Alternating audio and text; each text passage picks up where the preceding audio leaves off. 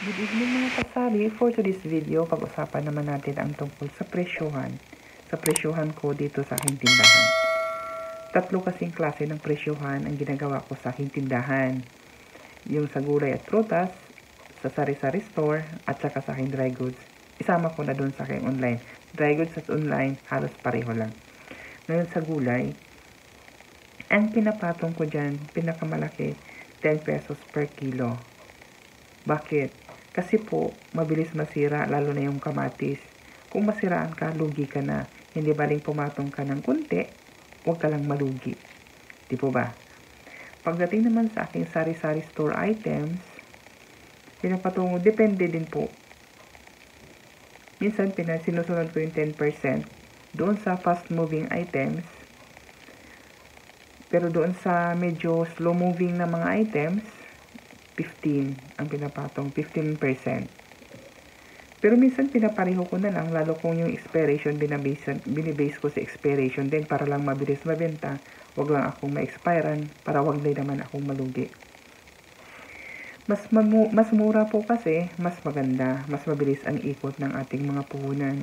Kasi ganito po yun, natutunan ko nung ako'y nangangamuhan. May katapat kaming wholesale store din. May isang item sila, sample na lang po. Ang benta nila ay 12 pesos, sa amin ay 11.50.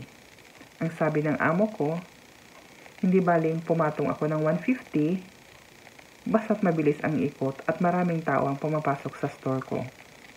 Anhin ko namang magpatong ng 2 pesos, kung 10 customer lang naman ang pumapasok sa store ko, 20 pesos lang ang tubo ko doon.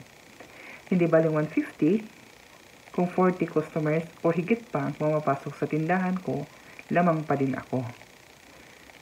Totoo, mas mura ka, dudumugin ka. Lalo ngayon, mahirap ang buhay.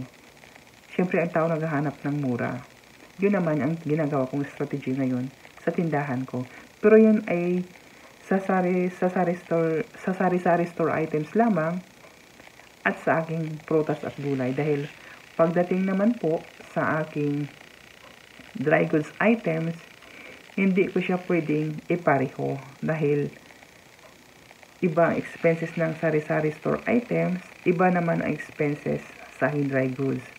Sari-sari store items kasi pwedeng ang pamasahian mo lang ay sarili mo pag nagko-commute ka. Sa dry goods naman, pati item pamamasahian. Pero see to it pa rin ako na mura pa din. Dahil nga, ang aking sinusunod dito sa aking tindahan ay yung daloy ng tao compared sa tinutubo ko. Dahil ang habol ko ay yung ikot ng puhunan. Mabilis ang ikot ng puhunan, mas malaki ang kita. Mas mura o mas malit ang pinapatong mo, mas maraming customer ang pumapasok sa'yo, mas mabilis bumalik ang puhunan mo. Diba? Kung mapaikot mo yung puhunan mo ng 3 times a week, lamang ka pa din. Kaysa doon sa magpatong ka ng medyo malaki, pero once a week mo lang mapaikot ang puhunan mo. Yun naman ang sa akin. Yun naman ang strategy ko na ginagawa dito.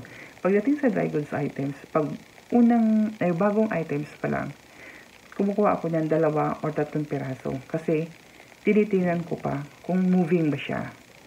Dahil ayoko namang matutulog yung puhunan ko, or ayoko namang isugal yung puhunan ko sa isang item na hindi pa ako sigurado kung liikot ba o gagalaw ba. Pero pag nakita ko na moving siya, sa sunod na bili ko, magdadagdag ako kahit 2 piraso. Pero hanggang 10 piraso lang din akong ginagawa ko para maibigay ko or maibili ko naman ng ibang item na bagong item na naman na titingnan ko na naman kung gagalaw ba o hindi. Kaya ganun ko naparami yung item dito sa tindahan ko, lalo sa dry goods. Yun ang strategy na ginagawa ko. Hindi ako bibili ng sobrang dami dahil lalo't hindi ko pa alam new move ng isang items. Pero pang moving siya, walang problema. Bibili ako ng marami or maramihan para naman makamura ako. Dahil di ba may mga wholesaler na pag 6 na yung binibili mo, mas iba na yung price nila, mas mababa na. So doon lang tutubo ka na din. Ganun din sa aking mga RTWs. Dahil shipping yan, so kailangan habulin ko yung wholesale price nila kasi moving din naman. Pero pag gaya ng sinasabi ko, pag bago pa lang ako doon sa isang items, hanggang 2 or 3 lang talaga. Kasi nga, mamanmanan ko pa kung mabilis ba siya, madali ba siyang ibenta, o mahirap ba siyang ibenta, para hindi matutulog ang puhunan ko. Dahil kung matulog ang puhunan ko, medyo lugi na ako doon dahil imbis na maibili ko sa moving na items, hindi ko maibibili dahil natutulog na nga. So, the more na mabilis ang ikot ng aking puhunan, mas marami yung kita ko. Yun ang iniisip ko, or yun ang paniniwala ko. Depende sa ikot ng aking puhunan. Yun lang po ang masishare ko sa inyo mga kasari. Yun ang para mamaraan ko dito sa aking tindahan. At so far naman, medyo okay naman kahit papaano. Dahil habang tumatagal, padagdag ko ng padagdag. Kagaya next week, may bagong item na naman akong ilalagay dito sa aking tindahan. Yung mga perfumes. So, bagong item.